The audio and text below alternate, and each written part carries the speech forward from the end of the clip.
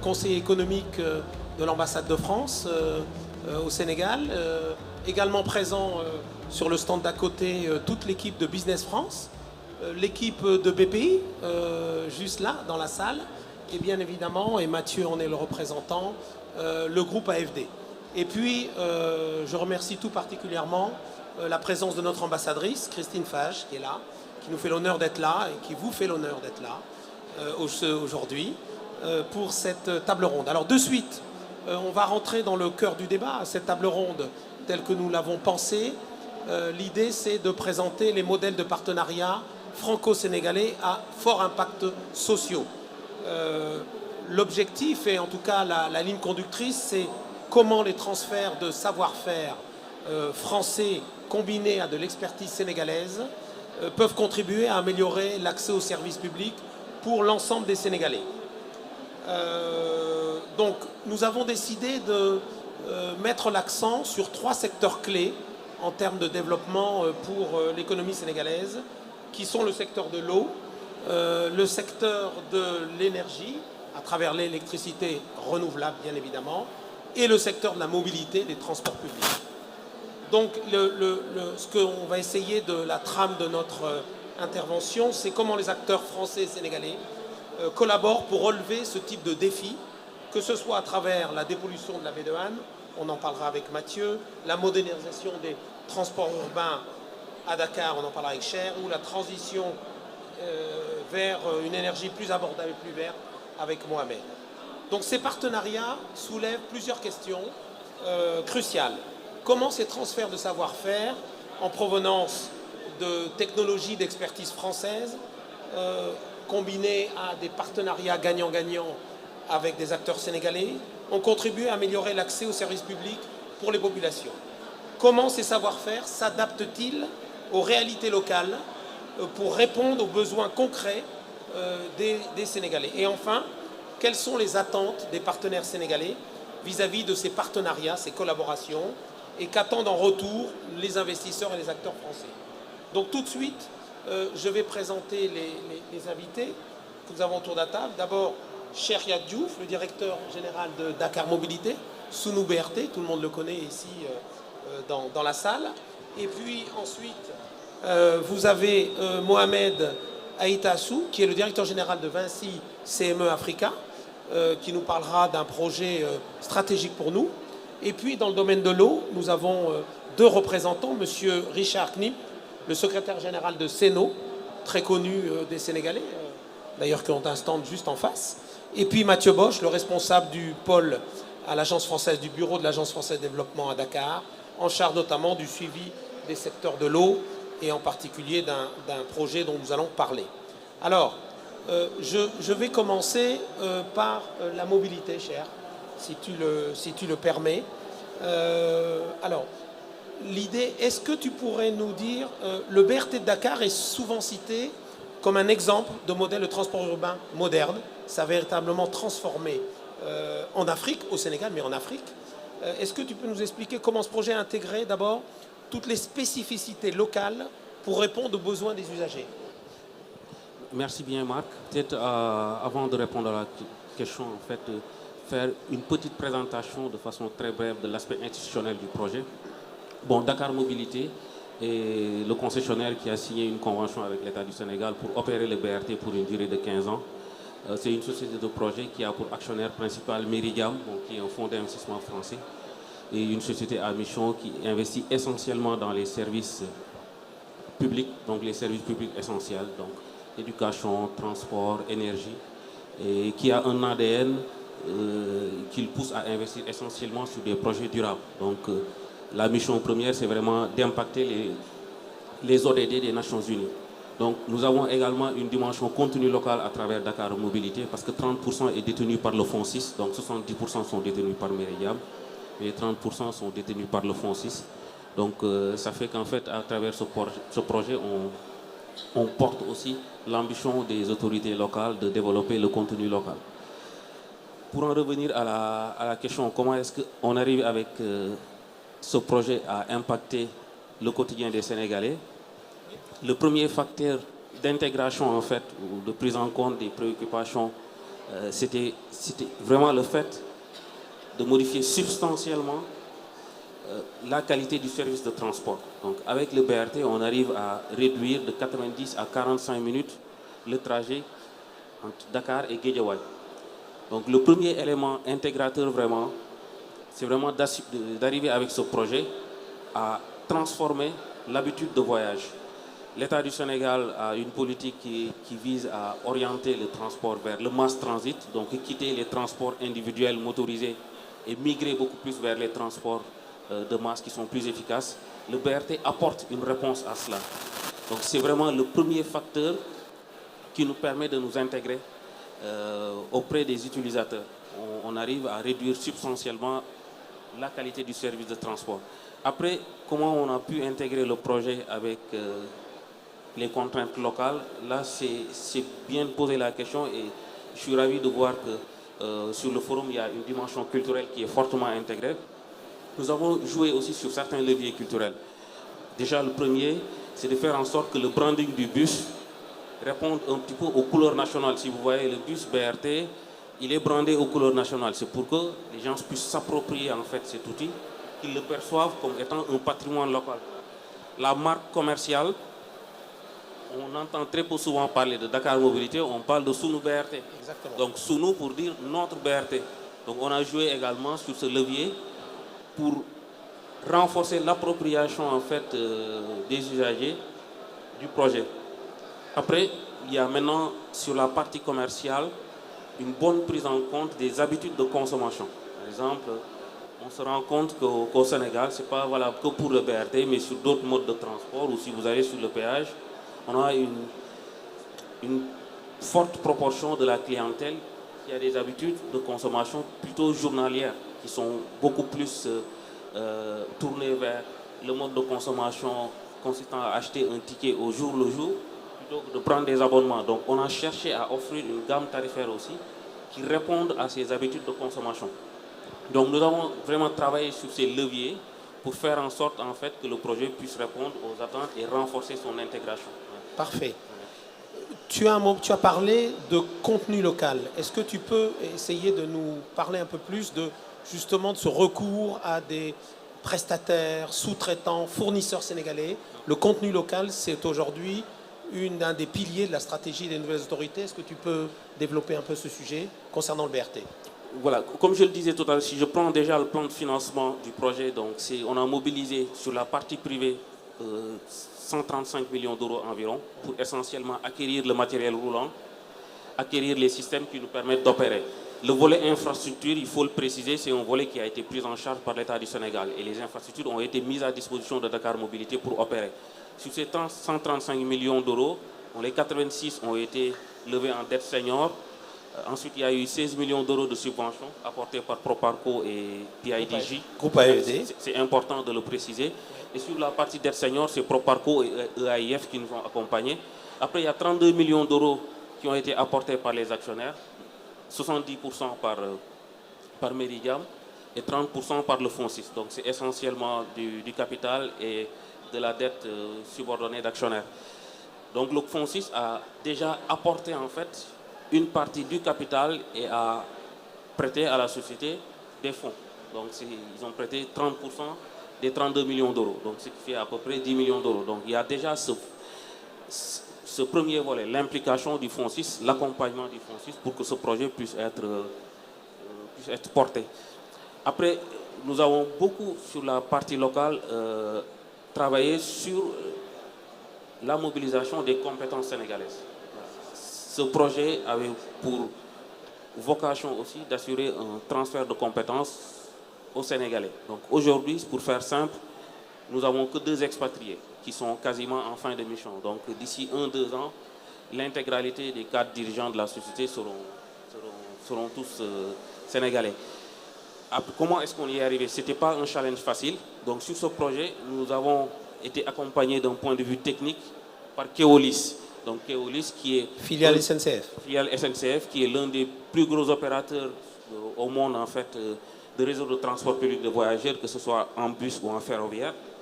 Donc c'est eux qui ont été la caution technique en fait pour Dakar Mobilité. C'est eux qui nous ont accompagnés sur toutes les négociations techniques, c'est eux qui nous ont permis de dimensionner notre offre d'un point de vue technique. Et ensuite, sur la phase de mobilisation, ils ont mobilisé leurs experts pour apporter la formation nécessaire aux équipes sénégalaises. Donc toute la montée en compétence des équipes sénégalaises s'est faite avec l'accompagnement technique de Keolis. Et également sur la phase opérationnelle, donc il est prévu sur la durée de la concession qu'on puisse encore faire recours à cette assistance technique. Après, c'est... Rappelle-nous l'effectif de Sénégalais qui ont été formés et montés en compétences. Voilà, aujourd'hui, on est à 800 salariés chez Dakar Mobilité. À terme, on sera environ 1050. Donc, il y a d'autres Sénégalais qui ont déjà été formés, capacités, mais qui n'ont pas encore été recrutés tout juste parce qu'on est en montée en charge progressive. Mais quand on sera en pleine opération commerciale, nous serons environ 1050. Donc, ce n'était pas simple, hein, mais on a eu de très bons formateurs techniques qui sont venus de Keolis et très motivés. Et une chose importante à préciser, c'est que c'est des gens qui sont venus une fois, mais ont gardé l'envie de revenir. Pourquoi? Parce qu'ils ont trouvé des personnes très engagées, des jeunes motivés, engagés, qui veulent porter le projet. Et ça leur donne envie, en fait, de revenir. Donc, les experts de Keolis qui viennent assez souvent, ils sont ravis d'être là et ils se projettent toujours vers la prochaine mission. Donc, parce qu'ils ont trouvé des équipes sénégalaises très motivées, très engagées, prêtes à reprendre le flambeau. Très bien. Très important, hein, donc 1050 Sénégalais formés, montés en compétences, ceux qui ont pu visiter, ce qui a été mon cas, c'est vraiment de l'expertise technique aujourd'hui qui est au Sénégal et qui reste. Dernière question pour toi, cher. Le BRT, c'est un succès, on est tous d'accord. Quel est l'avenir du BRT? On parle déjà d'une deuxième ligne de BRT. Comment tu vois la suite finalement? Bon, pour notre projet, c'est vrai qu'on est sur un corridor qui fait 18 km. Dakar Mobilité, si j'en reste à l'aspect purement contractuel, doit se cantonner à ce premier corridor. Mais aujourd'hui, l'autorité publique, donc le CETUD, dans le cadre de son plan de mobilité urbaine durable, a déjà identifié plusieurs autres lignes de transport collectif en site propre. Donc la vision du Sénégal, c'est de faire en sorte qu'il y ait un réseau structuré de la façon suivante. Un réseau primaire constitué essentiellement des modes lourds, donc TER, BRT, donc qui peuvent faire du transport capacitaire, c'est-à-dire c'est des couloirs sur lesquels vous pouvez transporter 15 000 voyageurs par jour. A contrario, si vous êtes sur des modes de transport individuel motorisé, vous pouvez déplacer qu'autour de 1000 à 1200. Donc on est vraiment sur du capacitaire avec des modes lourds tels que TR et BRT. Donc le réseau primaire structuré avec ces modes lourds. Un réseau secondaire constitué des opérateurs traditionnels, AFTU et Dakar Demdik, qui vont se rabattre, qui vont irriguer, qui vont servir de feeder lines donc, pour venir alimenter ces réseaux primaires. Et ensuite, vous avez le réseau tertiaire essentiellement constitué des modes plus doux, donc les modes actifs tels que le vélo, qui permettent en fait de faire des distances de parcours plus courts. Donc c'est ça la vision de l'État du Sénégal. Donc des projets tels que le BRT sont en alignement avec cette vision. Et si le plan de mobilité urbaine durable est mis en œuvre, il y a encore plein d'autres lignes de transport collectif en site propre à développer. Donc il y aura forcément une deuxième ligne de BRT. Et des dernières infos que j'avais pu avoir, je sais que le Sénégal avait obtenu en fait un accompagnement des bailleurs pour lancer les études pour la deuxième ligne de BRT. Voilà. Parfait. Donc attendons-nous à une deuxième ligne de BRT et au-delà peut-être. Et au-delà. Peut-être juste un point sur lequel j'ai pas pu insister parlant en fait du volet humain. L'un des challenges du projet aussi, c'était de développer l'employabilité des femmes. Donc aujourd'hui, 40% de nos effectifs sont constitués de femmes. Et il y avait un gros challenge, c'était de trouver des femmes conductrices. Une anecdote, quand on a lancé les opérations de recrutement, on a trouvé sur les 350 conducteurs à recruter, on n'avait qu'une seule candidature féminine. Donc c'est parce que le marché en fait ne nous donnait pas de facilité sur ce point de vue. Donc on a pu développer un peu d'ingénierie sur le volet ressources humaines. Donc aujourd'hui, vous avez combien de conductrices? On a formé 40 conductrices et on en a 28. Voilà. Bon, comment on y est arrivé? C'est avec un partenariat tripartite avec le 3FPT oui. et le centre de formation au métier poids lourd. Donc on a identifié des femmes qui n'avaient pas le permis D, donc la licence pour transport public. D'abord, elles ont été capacitées pour obtenir le permis D avec la contribution du 3FPT et du CF, centre de formation au métier poids lourd. Et une fois qu'elles ont obtenu le permis D, on les a pris, nous, sur un parcours de formation pour être certifiés conductrices BRT. Voilà. En tout cas, bravo pour cette initiative, je crois qu'il faut saluer. Merci cher, c'est très intéressant. On va passer à l'énergie renouvelable avec Mohamed. Donc Vinci, le groupe français, est en train de développer un projet très intéressant, stratégique pour nous, qu'on souhaite mettre en valeur. Est-ce que tu pourrais, Mohamed, parler de ce projet qui combine plusieurs sources d'énergie et comment cette approche répond-elle aux enjeux d'amélioration de l'accès à l'électricité pour les Sénégalais, avec l'idée du gouvernement de faire baisser le coût de la facture énergétique. Donc comment ce projet s'inscrit-il dans cette stratégie nationale de transition énergétique au Sénégal? Merci Marc. Tout d'abord, peut-être préciser que je suis responsable de CME Africa, qui est une filiale de Vinci Concessions. Tout à fait. Qui est une des branches de Vinci. En fait, CME Africa, son métier, peut-être le rappeler, c'est vraiment le développement. Le développement, c'est quoi? C'est de partir d'une idée, d'être patient, de dépenser de l'argent pour en faire un projet. Et c'est à partir de là qu'on peut donc démarrer. Donc nous, on a cru au Sénégal, avant même, depuis 2019, quand il y avait la directive OMEA de libéralisation du marché, on s'est dit, bon, il y aura un potentiel, le pays est stable. La première ressource du Sénégal, ce n'est pas l'énergie solaire, ni le pétrole, ni le gaz, ni le vent, c'est la ressource paix, c'est le gisement de paix et stabilité, cette première ressource qu'on a cherchée et qui est importante pour nous. Donc on a démarré nos activités en 2019 par recruter une équipe sénégalaise et on a commencé à former d'abord l'équipe. On les a amenés au Maroc avec les équipes marocaines. D'ailleurs aujourd'hui, les ingénieurs sénégalais travaillent sur les centrales et c'est eux qui apportent le support finalement déjà aujourd'hui aux centrales marocaines. Donc ça c'est une vision long terme. Et l'idée aussi c'est quand on développe, c'est d'arriver au gouvernement, enfin on arrive aujourd'hui après 5 ans de développement, avec un prix de revient. Donc on a étudié le vent, on a fait toutes les études et on a un prix de revient. Et notre valeur ajoutée, nous, c'est l'investissement, c'est l'argent. C'est la seule ligne du business plan qu'on peut discuter. Le reste est mécanique. Et alors ce fameux projet? Voilà, le fameux projet, c'est un projet éolien intégré, un projet éolien de 200 MW avec un projet solaire de 100 MW et 400 MWh de batterie qui est dans la région de Thiès. En fait, donc c'est à 5-6 km de Thiès. Et il y a des zones dans cette région-là qui n'ont pas l'accès à l'électricité. Il y a des villages, Kolabantangor, Palo, si des personnes connaissent cette région, où il n'y a pas d'électricité. En fait, donc on coupe la ligne de 225, on installe un poste de transfo, on fait une distribution d'électricité. Donc ça, premièrement, c'est pour l'accès à l'électricité. Deuxièmement, pour le prix de l'énergie, ben, nous, on arrive avec une feuille de calcul mécanique où on arrive au prix le plus bas parce que tout est en appel d'offres. On est très ouvert. On arrive d'ailleurs aujourd'hui à un prix extrêmement compétitif en combinant l'éolien qui produit la nuit, on en discutait tout à l'heure oui. Justement, et qui produit aux heures de pointe, et le solaire et les batteries. On arrive à un prix extrêmement compétitif qui permet justement au gouvernement de baisser le prix moyen de l'énergie. D'accord. Et alors, évidemment, ce projet est en collaboration avec la Sénélec. Où vous en êtes de cette collaboration? Comment il a été reçu par les équipes de Sénélec? Alors, il a été très bien reçu parce qu'il se fait que l'actuel même directeur général suivait le projet depuis le début. Au début, il m'a dit, mais Mohamed, vous êtes fou, vous développez, vous dépensez de l'argent et vous n'avez pas encore de certitude de vendre votre électricité. Il m'a dit, mais nous, notre démarche, on ne peut pas arriver pour vous demander un prix si on ne connaît pas ce qu'on a. Et donc, au fil des années, il m'a dit, tiens, vous êtes encore là et vous êtes... oui, donc entre-temps, il est monté SG. Et puis maintenant, on est très crédible parce qu'on a fait toutes les études et on est arrivé avec un produit fini.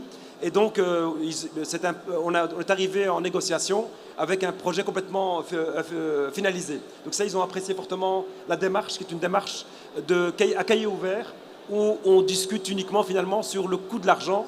Et le reste, c'est une mécanique d'un fichier Excel de business plan qui permet de respecter finalement la volonté des hautes autorités d'avoir le prix le plus bas. Alors, en termes d'ingénierie financière, on parle bien d'un PPA. Est-ce que tu pourrais, pour l'assistance, réexpliquer ce que c'est qu'un PPA pour qu'on soit un peu plus fin sur le projet? Alors, donc, on parle d'un projet de 600 millions d'euros d'investissement. Donc, il y a 20% c'est des fonds propres de chez nous et le reste, c'est les banques Et le projet est monté sur base d'un contrat long terme avec la Sénélec, une garantie d'avoir un prix sur 20 ans, donc un contrat d'achat d'électricité, contrat d'achat d'énergie en fait, en français. Power Purchase Agreement en anglais, mais c'est un CAE en français. Et c'est de cette base-là que le projet est monté. D'accord. Donc, soyons bien précis, donc c'est un investissement privé qui est fait par un acteur privé, en l'occurrence le groupe Vinci dans son ensemble, avec des partenaires sénégalais, hein, Oui. Et donc avec un acheteur public, la Sénélec, qui est votre partenaire dans le projet. Alors, pour l'historique du projet, au départ, on a développé ce projet pour vendre à des clients privés, comme le BRT, la SONES ou des qui fait le cimentiers, lien avec etc. notre... Voilà, j'en profite pour jeter un clin d'œil. Donc, c'était dans ce cadre-là, parce qu'au Maroc, on a développé un projet similaire de vente. On a financé et est en train de construire un projet de 400 millions d'euros, donc 360 mégawatts, d'un projet éolien qui est financé par des contrats d'achat avec des privés, pas l'opérateur réseau. Mais entre-temps, la Sénélec était intéressée par le projet, donc finalement, on a basculé vers la Sénélec. Donc, dernière question. Aujourd'hui, donc, le projet est mature. Comment aujourd'hui surmonter les derniers défis techniques, financiers et surtout d'acceptabilité de la part des autorités? Vous en êtes où là-dessus? D'abord, on a commencé dès le départ, on a commencé par l'acceptabilité des populations. Oui. Donc on a installé un mât de mesure, c'est très visible. À Mont-Roland, pour ceux qui connaissent, ils l'appellent l'antenne. Et on a des gardiens là-bas qui appellent les gens de l'antenne. Et on a fait une grande fête d'inauguration. C'était pour mesurer l'acceptabilité très en amont de la population à ce type de projet, qui est reçu extrêmement positivement. Et donc ça, c'est une première chose. Après, on a fait les études d'impact environnemental et social qui ont confirmé l'acceptabilité des populations. Et puis aussi, on a un modèle, on est très conscient par rapport à l'accaparement des terres au Sénégal. Nous, nos projets ont une durée de vie de 25 ans. On n'a pas besoin d'avoir les terres pour l'éternité. On les loue, en fait. On a besoin des terres pour 25 ans. Les agriculteurs peuvent louer leurs terres pour 25 ans et ensuite ils les récupèrent et peuvent les céder à leurs enfants, etc. Donc on est très conscient par rapport à tout cet enjeu sur les terres au Sénégal. Un projet qui a une durée de vie limitée ne doit pas accaparer les terres pour une éternité, si on veut. Et au niveau politique? Au niveau politique, on est arrivé à un moment où justement ça répond parfaitement par rapport aux nouvelles autorités. On est très bien reçus, on est en pleine discussion aujourd'hui, et on arrive au moment où on peut les aider à répondre aux défis d'avoir une énergie compétitive et qui fait diminuer le prix moyen d'électricité au Sénégal, donc pour la Sénélec. Parfait, donc merci beaucoup. Vous avez vu un très beau projet de développement et qui correspond parfaitement à la stratégie des autorités sénégalaises, à la fois de faire baisser le prix de l'énergie et d'aller vers une énergie durable. Donc merci beaucoup, Mohamed. On va passer à l'eau et je vais commencer par vous, Monsieur Gnib, le secrétaire général de CNO. CNO, c'est un autre exemple, après Sounou BRT, d'un partenariat réussi entre acteurs français et sénégalais, entre Suez et la SONES, dans le domaine de la gestion de l'eau. Comment ce modèle a-t-il permis d'améliorer l'accès de l'eau potable en milieu urbain, puisque CNO est donc concessionnaire de la distribution de l'eau en milieu urbain, tout en garantissant une gestion durable et équitable? Merci beaucoup, Marc, de nous avoir conviés à cette rencontre. Donc, tout à fait. Donc, le modèle de partenariat SONES, l'État du Sénégal représenté par la SONES et le FONSIS, d'une part, et d'autre partie, l'opérateur international Suez est un modèle qui commence maintenant à faire ses preuves, où Suez intervient comme référent technique de dimension internationale, apporte son expertise technique, son savoir-faire, pour accompagner le projet Sénégal dans l'amélioration en fait, de la modernisation du service public d'eau potable, en renforçant un peu tout ce qui est performance, renforçant la transparence, mais aussi la durabilité de la gestion. Ce modèle, en termes de comment on a pu gérer ça, ça se joue au niveau de 3 leviers principalement, au niveau de l'investissement, au niveau de la performance et au niveau, on va dire, de la solidarité. Sur l'investissement, c'est un investissement conjoint, SONES et CNO, qui travaille surtout sur la sécurisation de l'outil de production, mais aussi sur la mise en service de nouvelles installations. On a le cas, par exemple, récent de Kermomarsat 3, qui, entre parenthèses, a été aussi réalisé par le groupe Suez. Ces actions de sécurisation et mise en service de nouvelles installations de dernière génération ont permis d'améliorer de façon significative la qualité de service au niveau des populations sénégalaises. Donc aujourd'hui, si on regarde le Sénégal, on est à peu près à 98% de taux d'accès à l'eau potable dans le milieu urbain. Mais c'est aussi amélioré, cet accès aussi a été amélioré grâce au programme de branchements sociaux subventionnés par l'État du Sénégal via la SONES, qui aujourd'hui a transformé en fait le quotidien des Sénégalais en leur donnant un service de qualité et surtout un service, une eau de qualité, une eau aussi fiable. L'autre levier, c'est aussi la performance, et surtout là où Suez intervient, en plus de ces investissements. Suez a apporté un peu toute son expertise sur les solutions digitales à travers des plateformes, des outils dont certaines ont recours à la technologie, aux technologies d'intelligence artificielle qui ont fondamentalement révolutionné le pilotage à temps réel des réseaux intelligents. Et ça a permis en fait d'impacter les performances opérationnelles, notamment la non-revenue water, le rendement de réseau qui est important en termes dans le secteur. Et tout ceci donc a contribué un peu à renforcer cet équilibre-là. Le troisième levier, c'est un levier de solidarité par rapport aux actions sur la tarification, donc équité et solidarité sociale.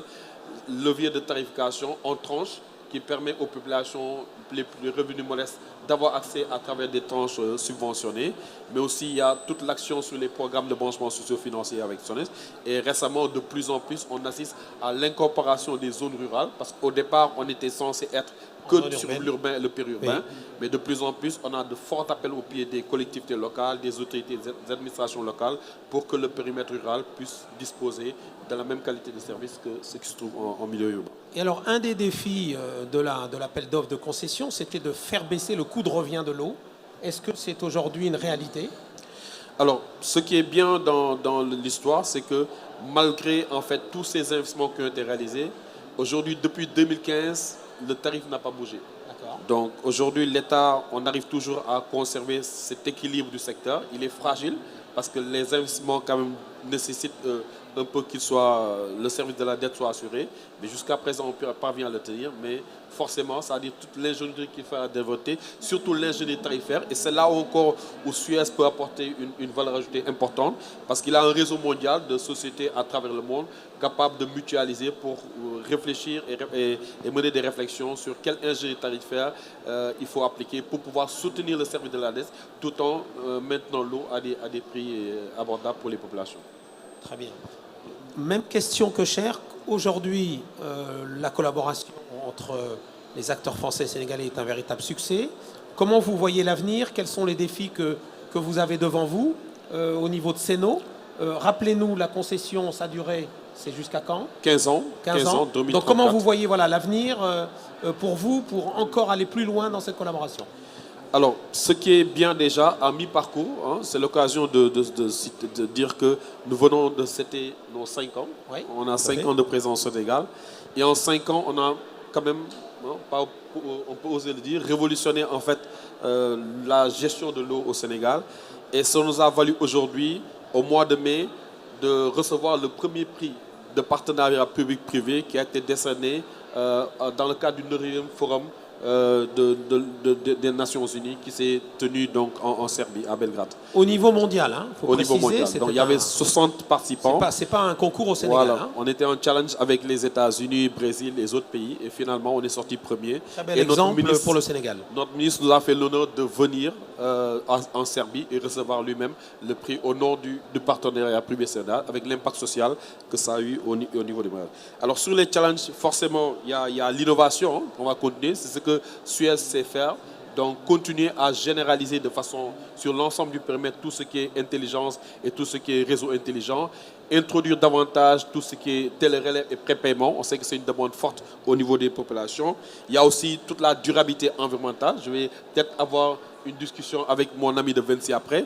On a déjà, nous, un projet en cours aussi avec Total Energy. On a un projet qui est en cours, hein, qu'on espère livrer début janvier, d'une centrale de 21 mégas pour gérer nos grandes usines, parce que l'eau, l'énergie reste quand même le premier poste de dépense, à peu près 40%.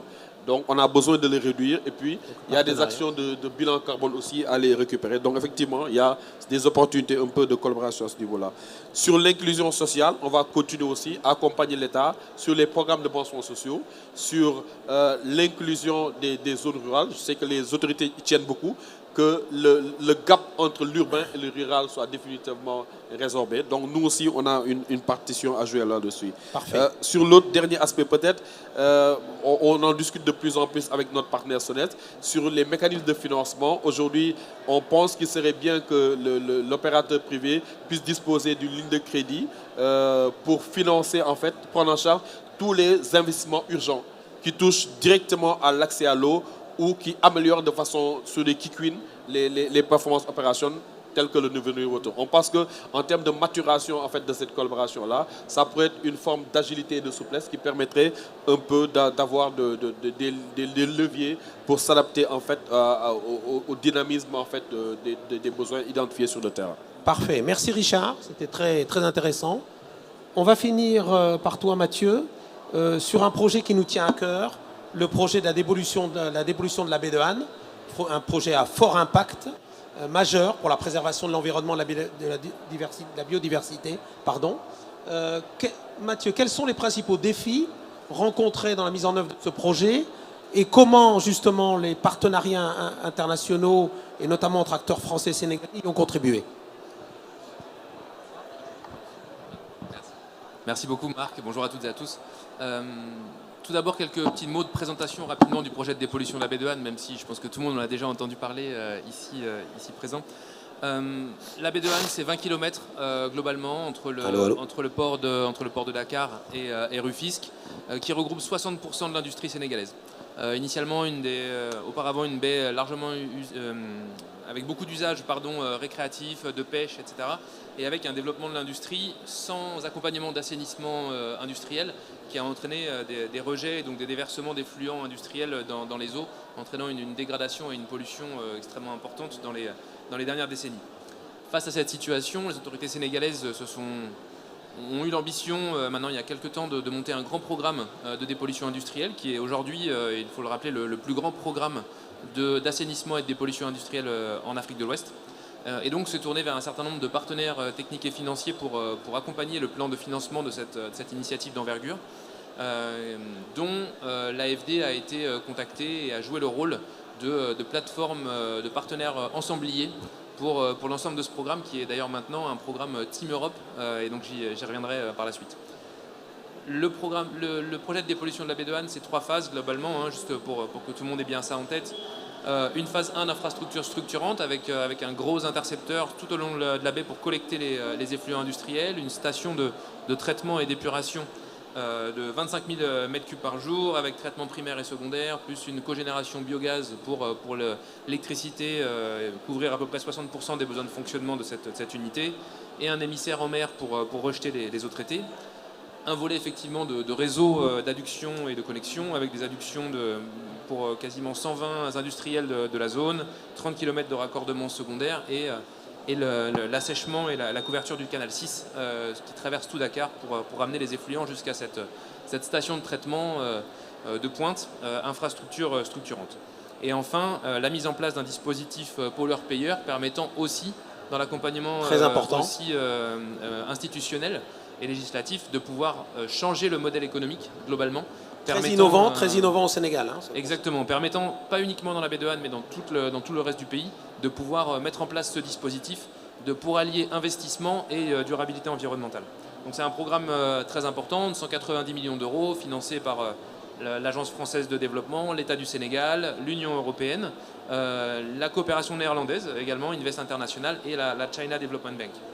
Et justement, comment les industriels, puisqu'on est au cœur de l'industrie sénégalaise, 60% concentrés dans ce triangle-là, comment ont-ils réagi à cette évolution du concept pollueur-payeur? Est-ce qu'ils jouent le jeu? Oui, c'est un défi majeur, hein, très concrètement. Le premier défi qui a été celui de faire, j'allais dire, aboutir ces investissements énormes, puisqu'on parle d'un programme de très grande ampleur qui a mis ça beaucoup de temps à voir le jour concrètement. Donc il y avait un enjeu très fort, j'allais dire, en termes de conviction et de redevabilité sur ce programme-là. Donc, comme je l'ai dit, une complexité technique et opérationnelle, il a fallu démontrer aux industriels le fait que oui, les infrastructures sortaient de terre, que les choses allaient se mettre en place dans un environnement extrêmement densément peuplé, avec des défis en termes techniques, une complexité en termes de passation de marché aussi, pour arriver à articuler les différents lots de travaux. Et donc tout ce travail a été mis en place de conviction des industriels, de dialogue par les équipes de l'ONAS pour la signature de protocoles d'entente avec les industriels pour permettre ce raccordement, la mise en place de dispositifs de pré-traitement et donc de favoriser ce dialogue et ces partenariats. Peut-être un dernier mot parce que je vois qu'on a plus énormément de temps. Tu m'interpellais sur comment est-ce que ces partenariats internationaux ont permis finalement de contribuer à ces défis. Le premier, j'allais dire, c'est comme je disais, un partenariat financier, puisque c'est vraiment un ensemble de financeurs qui travaillent avec l'État du Sénégal pour financer ce programme-là. Un partenariat international avec la mobilisation des entreprises françaises, européennes et sénégalaises. Aujourd'hui, il y a des consortiums d'entreprises franco-sénégalais qui réalisent les travaux sur la dépollution de la baie de Han, qui vont aboutir notamment la station construite par un consortium entre Suez et CDE va être en cours de finalisation et va être terminée à la fin de l'année 2025. Les adductions vont arriver au premier semestre 2026, réalisées aussi par des entreprises françaises et sénégalaises.